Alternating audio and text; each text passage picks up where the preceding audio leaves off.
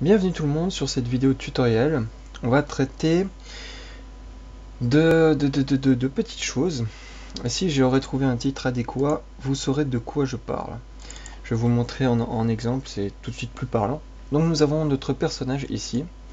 Et si je sélectionne une partie de son corps, vous voyez, on peut le bouger.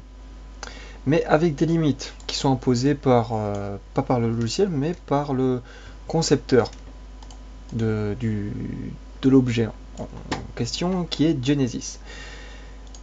Donc on va voir ici que nous avons deux types de sélection. Soit la sélection est finie, c'est-à-dire que je peux aller d'un point A à un point B et pas plus que ça.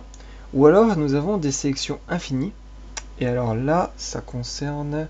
Voilà, bon, de toute façon en fait c'est juste en dessous. Voilà, ici. Je peux étendre à l'infini. J'ai pas vraiment de limite, c'est un bouton qui m'indique que je peux aller à gogo.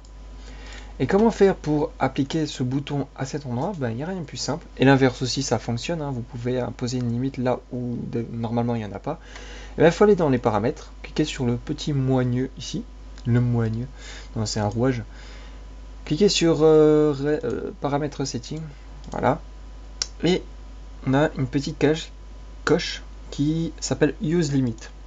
Si je la décoche, vous voyez que maintenant je peux lui faire 360, voire même plus, là, 800, 600, 400, donc voilà. Tranquille, de façon aisée, je peux changer les paramètres, et je peux évidemment faire l'inverse. Je clique sur Use Limit, et je peux paramétrer la limite, donc par exemple je peux mettre 120, hop, il pourra tourner jusqu'à 120 degrés, pas plus. Donc c'est vraiment un paramétrage assez intéressant, puisque des fois on se retrouve dans des situations où il faut un petit peu passer au-delà des limites qui nous sont d'habitude autorisées. Est-ce qu'il y a un petit bouton qui permet de remettre par défaut? Il me semble pas. Donc là, il faut juste pas se planter ou retenir jusqu'à où ça va. Il me semble que c'était quelque chose comme 40. Ouais, ça me semble logique, ouais, quelque chose comme 40. Donc il faut retenir par contre. Ça c'est un tout petit bémol. Enfin, petit quand même. Donc du coup, on se retrouve de nouveau avec notre personnage qui son bras qui peut pas aller plus de 40. Évidemment, ici on trouvera tout un tas de paramètres. Est-ce qu'il y a la position par défaut? Je me pose cette question là tout de suite. Raw value, ok. Tiens, on va voir par défaut, qu'est-ce qui se passe? Il nous remet à 0 si je me... voilà. Donc on peut même s'amuser à changer les paramètres par défaut. Là, par défaut, il y en a des deux. On va mettre tenue, on va mettre 10 pour voir. Si je remets reset, il va mettre à 0. Ok. Paramètres setting. Ok.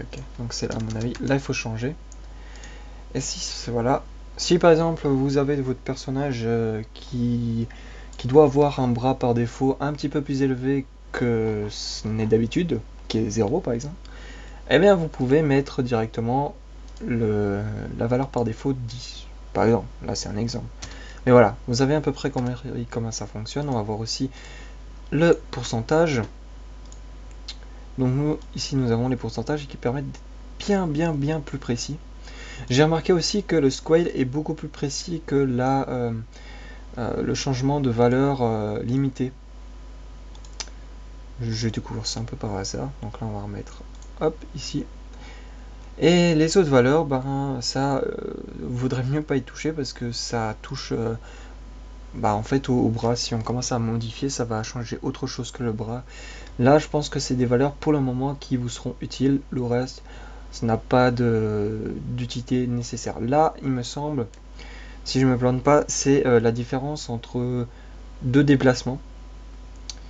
Donc là si je fais accept, ça veut dire qu'en fait, voilà, pas entre deux déplacements manuels, mais entre deux déplacements en utilisant le plus et le moins. Donc vous pouvez augmenter l'intensité ou alors réduire. Par exemple, si vous voulez être beaucoup plus précis, mais ne pas utiliser le petit indicateur pour choisir votre position, ce qui peut être parfois un peu aléatoire. Donc vous voulez quelque chose de très très carré, et bien vous pouvez choisir de cliquer sur le plus ou le moins et de choisir aussi la valeur qui a de différence entre deux valeurs. Voilà. Voilà, donc j'ai fait à peu près le tour des petits paramétrages. Et du coup, maintenant, vous savez comment est-ce qu'on modifie ici ce petit curseur pour avoir quelque chose d'infini. Ou alors l'inverse, d'avoir quelque chose de fini, complètement. C'est tout pour ce tuto, très très court. Enfin, non, je me conviens, non. En bref, on va arrêter d'essayer de faire très intelligent. Je suis pas très intelligent. Donc, ce sera tout pour ce tuto. Partagez si ça pourrait être utile à quelqu'un d'autre. Likez, favori, abonnez-vous et je reviendrai pour d'autres tutos sur Daz, sur des tutos peut-être un peu plus artistiques et d'autres peut-être plus théoriques et du programme à peu près de ce type. J'ai rien d'autre à dire et moi je vous dis à ciao, bonsoir.